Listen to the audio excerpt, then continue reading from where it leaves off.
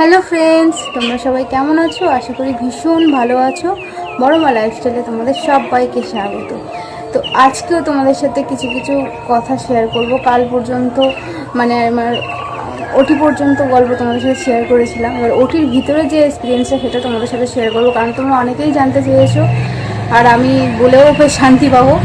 আর সবচেয়ে বড়ো কথা, আমি কিন্তু এখন মোটামুটি ঠিক আছি। জানো তো, আমার কষ্ট হলেও আমার মুখে সবসময় হাসি থাকে, এটা তোমরা সবাই জানো। হাসতে হাসতেও আমি কাঁদতে পারি। তো আর আমার চিনি কিন্তু একদমই ভালো আছে, সুস্থ আছে। হ্যাঁ, তোমাদের মধ্যে অনেকেই বলেছে বোন চিনি কেন নাম, চিনি কেন নাম। তো চিনি কেন নাম দিয়েছি, এটা কিন্তু ডাক নাম। আরও ডাক নাম যে যার মতো করে ডাকে, আমি শুধু চিনি বলি আর পিসি চিনি বলি। তাছাড়া কিন্তু পিসিও নাম দিয়েছে মোম, তারপরে পেখম, আরও সবাই আদুরি, নানান ধরনের নাম। একটা ছোট মানুষ থাকলে আর কি সবাই যে যার ভালোবেসে নাম বলে আর কি, সেটাই হচ্ছে কথা। তো চিনি দিয়েছি একটা কারণ আছে, বিশেষ কারণ কি, আমার বরের নাম হচ্ছে চয়ন, তাই চয়নের থেকে চ, আর আমার পিসির নাম চন্দ্রিমার থেকেও চ, তাই জন্য ওকে চিনি বলেই ডাকি। হ্যাঁ, আর ভালো নাম তো অবশ্যই আছে, সেটা তোমাদের সাথে জানাবো, সেটাও ষষ্ঠী পুজোর পরে তোমাদের সাথে জানাবো। আপাতত আমি চিনি বলে ডাকি, এটাই। আর তোমরা ভালোবেসে যে যার খুশি বলে ডাকতে পারো, কোনো আপত্তি নেই, কারণ তোমরা তো আমার পরিবার। আমি সবসময় বলি তোমরা ওকে যেমন ভালোবাসো আমি জানি। অনেকে বলেছো মিঠাই, হ্যাঁ যে যা বলেছো সবাই তোমাদের মতো করে তোমরা ওকে ডাকো, আমার কোনো আপত্তি নেই। বরং আমার তো আরও খুশি হওয়ার কথা, আনন্দ হওয়ার কথা যে আমার চিনিকে এত ভালোবেসে সবাই এত এত নাম দিয়েছে, তাই না? তো যাই হোক, যে কথাটা বলার জন্য ভিডিওটা করা। তারপরে ওটিতে নিয়ে যাওয়ার আগের মুহূর্তগুলো পর্যন্ত তোমাদের সাথে শেয়ার করেছি, ঠিক আছে। তা কালকের ভিডিওতে অনেক একজনের কমেন্ট দেখলাম যে কিছু নার্সদের জন্য পুরো হসপিটালটাকে তুমি দুর্নাম করতে পারো না। আমি কিন্তু একবারও বলিনি যে সব নার্সই খারাপ, ঠিক আছে। আমি কিন্তু একবারও বলিনি, ভিডিওর মধ্যে বলেছি যে যদি 100টার মধ্যে নার্স খারাপ হয়ে থাকে, তার মধ্যে কিন্তু 5টা নার্স ভালো, আমি এরকমভাবে বলেছি। আর অবশ্যই, আর সেই 5টাতে ভালো হয়েও কোনো কারণ নেই, কারণ আর বাকি নার্সদের কথা মেনে চলতে হবে না, সেটাই হচ্ছে ব্যাপার। তো যাই হোক, ছাড়ো সেসব কথা, ছাড়ো। যেটা হচ্ছে মধ্য কথা সেটাই বলি, যার যেমন কথা। এই কথা কিন্তু সত্যি, যে গেছে সে বারবার করে একই কথাই বলেছে যে ওই হসপিটালে একবার যাওয়ার পরে আর দ্বিতীয়বার যাওয়ার কথা কখনো ভাববে না। আমি তো মনে করি যে ভাবা না ভাবাই ভালো, কারণ এতটা কষ্ট পাওয়াটা সত্যি ভীষণ কষ্টদায়ক। তো যে মধ্য কথা দেখো, ওটিতে যাওয়ার আগের মুহূর্ত আমার যে গরম হচ্ছিল, প্রচণ্ড আমি ঘামছিলাম টেনশনে, ঠিক আছে, কারণ কারোর সাথে আমার দেখা করতে দেয়নি, দেখা হয়নি আমার কারোর সাথে। তো প্রচণ্ডভাবে আমি ঘামছিলাম তার জন্য। আর তার আগে আমার ভিডিও নিয়ে কিছু কথা উঠেছিল, ঠিক আছে, সেটা নিয়েও আমি ভয় পাচ্ছিলাম একটু। সেটা নিয়ে আমি কী কথা উঠেছে সেটা নিয়ে আমি তোমাদের পরের ভিডিওতে জানাবো। আপাতত এই কথাগুলো তোমাদের জানে। তো আমার একটা পিসি হয়েছে হাওয়া করছিল, আমি বলছিলাম সেই পিসিটাকে বলা হয়েছে যে ঢং, একটা নার্স ওটিতে থাকে, সে আর কি বলছে এরকম যে ঢং, ন্যাকামো, আবার মা হচ্ছে, এরকমভাবে কথা বলছে, ঠিক আছে। এবার তবে তোমরা বলো যে কেমন ঘাবড়ে যায়, কেমন খারাপ লাগে, কেমন কষ্ট হয়, কেমন বলো তো এইগুলো। তো বেশি বলছে ওকে হাওয়া করছেন কেন, বলে ঘামছে তো তাই, অত ওরকম করে কথা শোনালো। যাই হোক, তারপর আমার নাম ধরে আমাকে ওটিতে নিয়ে গেল, আমাকে ওটিতে আর কি তুলে দিল। আমি দেখছি পাশে একটা মেয়ের ওটি হয়ে গেছে, তাকে আর কি সেলাই হচ্ছে, আমি কিন্তু পাশে শুয়ে শুয়ে দেখছি, ঠিক আছে। ততক্ষণে আমাকে রেডি করছে। আর ওটির মধ্যে কিন্তু যতটা ভয় পাচ্ছিলাম ততটা ভয় না।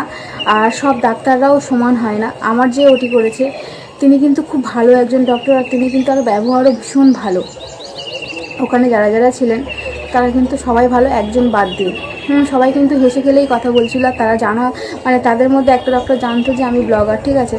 তো উনি আবার এটাও গল্প করছিল, তখন আমার অপারেশন থিয়েটারে তুলে দিয়েছে। উনি বলছেন এখানে একজন ব্লগার আসবে, ঠিক আছে। তো বলছে তাই নাকি। তো তখন উনি আমার মুখ দেখেনি। তারপরে যখন আমার মুখটা দেখলো, বললো এই সেই ব্লগার, এই ভিডিও করছিল, ঠিক আছে। তো আমাকে জিজ্ঞাসা করছে তোমার কত টাকা ইনকাম, হ্যানা তেনা নানান বিষয়ে আমাকে জিজ্ঞাসা করছে। খুব ভালো এখান থেকে আর্নিং করো তুমি, নিশ্চয়ই তোমার লাইফ তুমি কী শেয়ার করো। আমি বলছি যে আমি কিন্তু ওটাই শুয়ে শুয়ে বলছি যে আমি আমার লাইফস্টাইল শেয়ার করি, ডেলিকার ব্লগ কী হয় সেগুলোই শেয়ার করি। বলছে বা খুব ভালো, খুব ভালো। ডাক্তারটা আমার সাথে কথা বলছে, বলছে এখান থেকে ইনকাম কেমন। আমি বলছি এরকম এরকম ইনকাম হতে পারে। বলছে বা ভীষণ ভালো। হ্যাঁ, এরকম করে গল্প করছে আমার সাথে, গল্প করছে। আর ওটির মধ্যে কিন্তু গান চলছে ওটির মধ্যে, হিন্দি গান চলছে।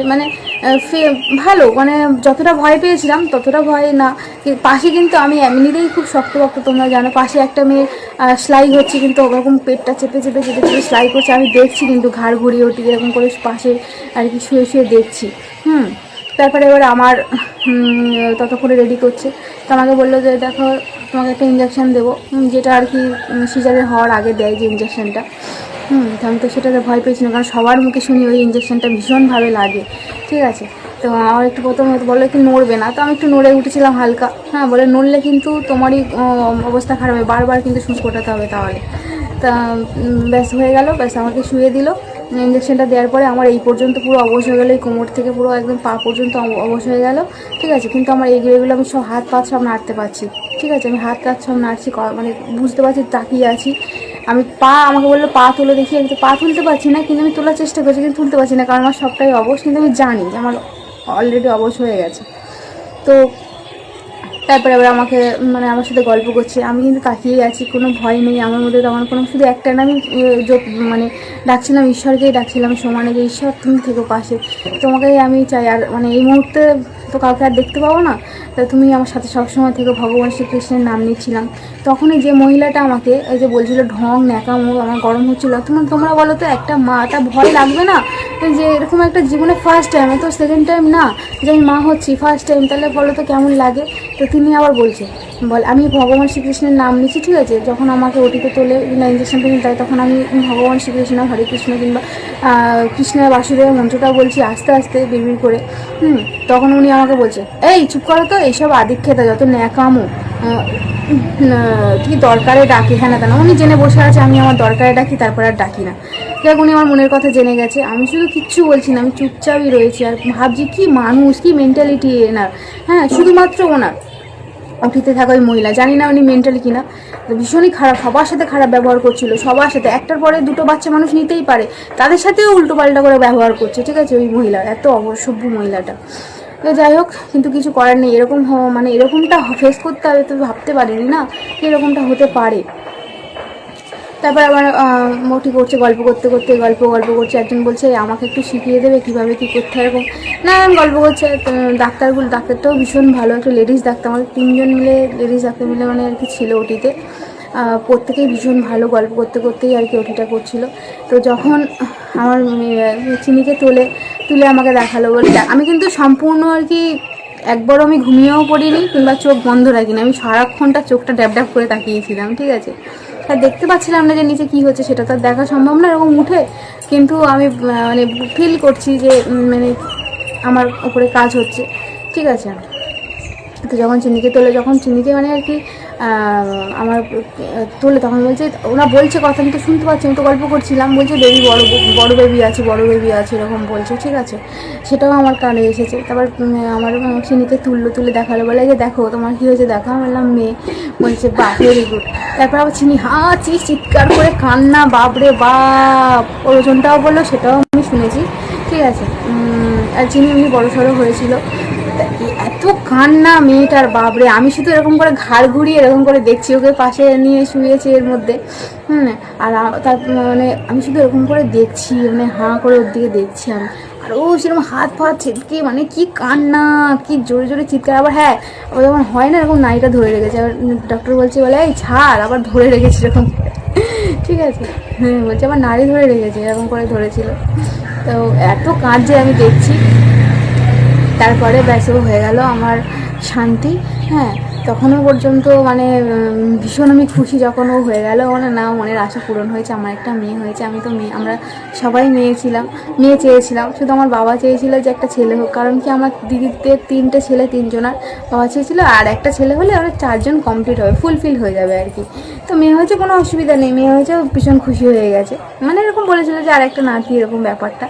কিন্তু আর বাকি সবাই মেয়ে চেয়েছিল, তা সবার আশা পূরণ হয়েছে, আমাদের তো আশা পূরণ হয়েছে। আমার ননদনদের ভীষণ খুশি, যে মেয়ে হয়েছে। আমার ননদ আর কি ওটির বাইরে যখন বলে, তখন নাচতে নাচতে আর কি মানে খুশিতে আর কি পাগল হয়ে গেছে যে মেয়ে হয়েছে। যাই হোক, তারপরে আমার সেলাই করছে, ঠিক আছে। আমি শুধু ভাবছি ততক্ষণে আমি বাইরে কখন বেরোবো, আমাকে বাইরে কখন বের করবে, ঠিক আছে, এরকম ভাবছি। তারপর যখন আমাকে বাইরে বের করলো, মেয়েটাকে আগে নিয়ে চলে গেল, গিয়ে ওদেরকে দেখানোর পরে বললো যে ওকে আমি তো দেখছি এরকম ঘাড় ঘুরিয়ে দেখছি, আমাকে বলছে এরকম ঘাড় ঘুরিও না, ঠিক আছে। তা বাইরে থেকে আমার বাবা, দিদি, আমার ননদ, নন্দায়, আমার মা, আমার বর সবাই দাঁড়িয়ে আছে, ঠিক আছে। আমার খুশিতে আমি কেঁদে ফেলেছি, আমার এত মানে আনন্দে চোখের জল এসে গেছে আমার। তারপরে পুচকিটাকে আমাকে পায়ের এখানে দিয়ে দিল, আমাকে নিয়ে চলে গেল। আমার বর তাও ছুটে করে, আমার বর তাদেরকে ছুটে এসে লিফটের মধ্যে ঢুকিয়ে দেবে, এবারে আমাকে বেডে তুলে দেবে। আমার বর ছুটে এসে মাথায় হাত বোলাচ্ছে, ঠিক আছে তো, তুমি ঠিক আছে তো? হ্যাঁ আমি ঠিক আছি। আমি মাথাটা নেড়ে দিয়েছি, তখন আমার তো কথা বলতে পারিনি, মাথাটা নেড়ে দিয়েছি। তো মাথা পাতায় হাম্পি টাম্পি কে বলে ঠিক আছে, ভীষণ মানে কী বলবো, একটা আলাদাই শান্তি, যেটা বলে আর কি বোঝানোর মতো না ওই ফিলিংসটা। তো তারপর বেটে দেওয়ার পরে যে ঘটনাগুলো ঘটেছে সেগুলো তোমাদের নেক্সট ভিডিওতে আমি শেয়ার করবো। আপাতত এই পর্যন্তই থাক। তো ওটিতে এক্সপিরিয়েন্স খুবই ভালো, ভীষণ ভালো। আমার যতটা ভয় পেয়েছিলাম, যতটা ভয় পাওয়ার কারণ ততটা ছিল না। আর বিশেষ করে ওই মহিলার জন্য, বাইরে থেকে তো খারাপ ব্যবহার করছিল, ওনার জন্য আমি একটু বেশি ভয় পেয়েছিলাম। তবে হ্যাঁ, বাইরের ভিতরের ডক্টরগুলো ভীষণ ভালো ছিল। আর ওটিতে হিন্দি গান চলছিল, সব মিলিয়ে কিন্তু আমার ওটিতে এক্সপিরিয়েন্স ভীষণ ভালোভাবেই কেটেছে, ভীষণ ভালো। আর এবারে বেটে দেওয়ার পরে যেগুলো ঘটেছে, যেগুলো আমার সাথে হয়েছে, কিংবা আরও বাদবাকিদের কথা, সেগুলো আমি তোমাদের নেক্সট ভিডিওতে জানাবো। তবে হ্যাঁ, একটা কথা বলতে পারি, আমি কিন্তু যে যেমন ব্যবহার করেছে আমি ঠিক শুধু সেটুকুই বলছি, এর বাইরে আমি একটাও মিথ্যেও বলছি না। আর ওখানকার প্রত্যেকটা নার্স কিন্তু আমার ভিডিও দেখে, আর আমি প্রথমেই যখন যাই তারা তখনই বলেছে যে তোমার ভিডিও দেখি আমরা, ঠিক আছে। এই নিয়েও কথা হয়েছে, নানান কথা, সেগুলো তোমাদের সাথে আমি পরে মানে নেক্সট ভিডিওতে জানাবো। আপাতত ভিডিওটা এখানেই শেষ করি, কারণ চিনি এবার উঠে যাবে, ওকে খাওয়াতে হবে।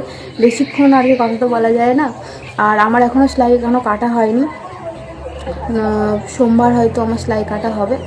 তো আর এতটা বিচ্ছিরিভাবে হয়েছে না যে কি বলবো, এরকমটা হতো না। মানে আমি প্রচণ্ড ব্যথা পেয়েছি, কষ্ট পেয়েছি, এরকমটা হতো না। মানে কী কী কারণে হয়েছে সেটা তোমাদেরকে আমি অবশ্যই জানাবো। তো চলো ভিডিওটা এখানেই শেষ করি। আর সবাই ভীষণ ভালো থাকো, সুস্থ থাকো, আর অনেক অনেক আশীর্বাদ করো চিনির জন্য। চিনি যেন সবসময় সুস্থ থাকে, ভালো থাকে। আর এমনিতেই ও খুব দুষ্টু, বাপরে, ওকে কেউ দেখে বলবে না যে ও একটা আঁচড়ে বাচ্চা, ছোট্ট, এত ছটপটে ভাবা যায় না। তো চলো, সবাই ভীষণ ভালো থাকো, টাটা।